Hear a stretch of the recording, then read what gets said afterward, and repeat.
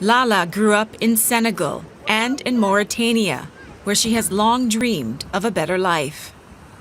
By the time she was 30, she'd saved enough to pay for a pirogue to take her from the capital Nouakchott to Spain's Canary Islands, and a future in the EU.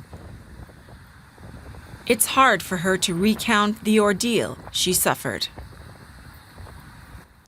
There were all sorts of nationalities: Malians, Cameroonians, Nigerians, Mauritanians, Senegalese. The police themselves came to take us to the beach. The big boat to take you to Europe is waiting out at sea.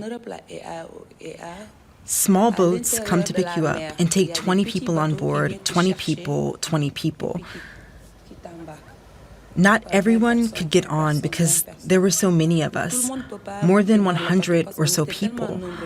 Only 80 were lucky enough to get on. I've seen people who almost went mad.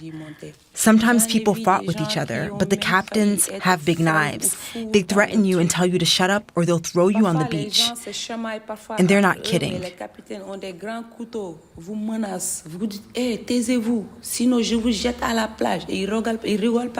But it wasn't to be.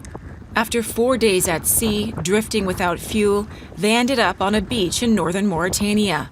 The foreign nationals will be deported, but Lala, as a Mauritanian, was simply released. I haven't been able to sleep since I got back. When I sleep, I feel like I'm still in the boat that was rocking in the sea. Even when I close my eyes, like this, I feel I'm swinging in the sea.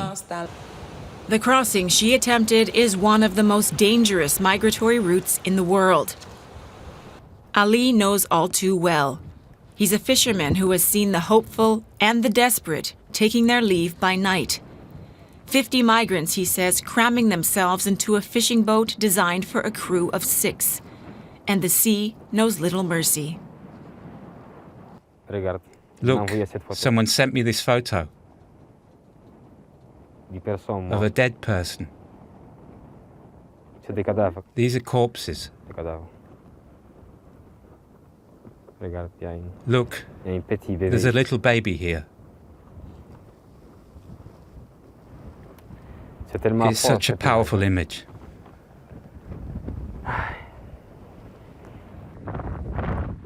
Nouadhibou's port is full of pirogues, traditional fishing boats that the human traffickers have made into their business model. One smuggler wants to buy a pirogue for his next departure and agrees to tell us about the authorities and the restrictions. He too wants to conceal his identity. The first one there is a police boat. The second is the Coast Guard. It's hard to get out here illegally. Look at that kind of pirogue there, from Papa Fall. That's a big pirogue. You can put a lot of people in it. You saw it.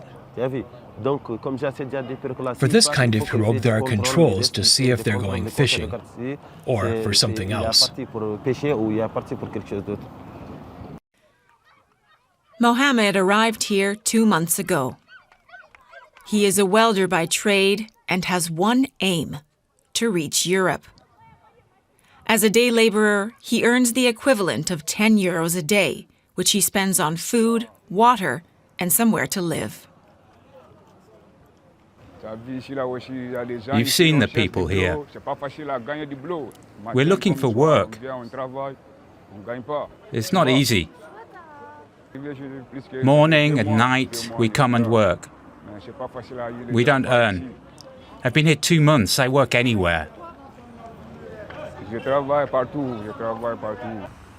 For Lala, too, despite everything she has suffered and the huge sums of money she has spent, she is still determined.